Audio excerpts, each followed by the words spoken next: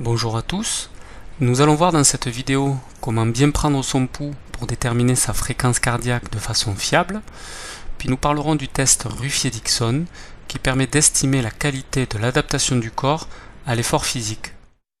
Alors comment prendre le pouls? Vous le savez, le cœur est un muscle, il a donc la faculté de se contracter. Sa contraction a pour but de faire circuler le sang dans tout le corps à travers le circuit artériel et veineux. Prendre le pouls, c'est essayer de percevoir tactilement, du bout des doigts, le flux sanguin pulsé par le cœur. Le contrôle de votre pouls vous permet de vérifier votre rythme cardiaque sans aucun équipement spécial. Pour bien le ressentir, nous positionnerons quelques doigts, mais pas le pouce, sur l'artère carotide située dans le creux, entre la trachée et le grand muscle du cou. Appuyez délicatement jusqu'à ce que vous sentiez le gonflement bref de l'artère dû à l'augmentation de la pression artérielle.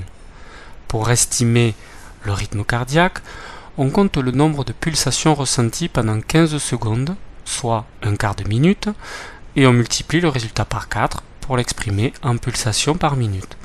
Par exemple, si j'ai senti 25 pulsations en 15 secondes, cela signifie que j'ai une fréquence cardiaque de 100 pulsations par minute.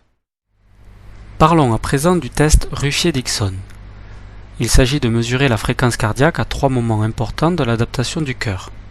Tout d'abord un repos, puis immédiatement après l'exercice, et enfin après une minute de repos post-exercice. Détermination de la fréquence cardiaque au repos, FC1.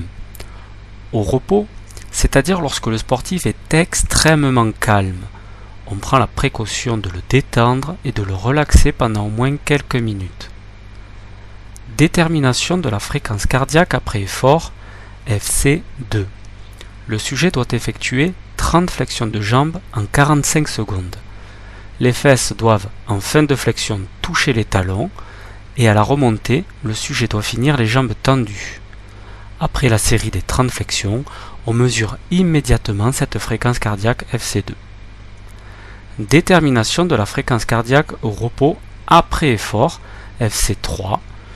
Une minute après la fin de l'exercice, le sujet étant assis voire allongé, on mesure la fréquence cardiaque FC3 selon la même méthodologie. Maintenant, il faut effectuer un petit calcul pour déterminer l'indice de Ruffier-Dixon. Il s'agit d'additionner les 3 fréquences cardiaques FC1, FC2, FC3, de soustraire 200 et de diviser le résultat par 10. Et il ne reste plus qu'à interpréter son indice en se référant au tableau suivant. Voilà, cette vidéo est à présent terminée. Je vous dis à très bientôt.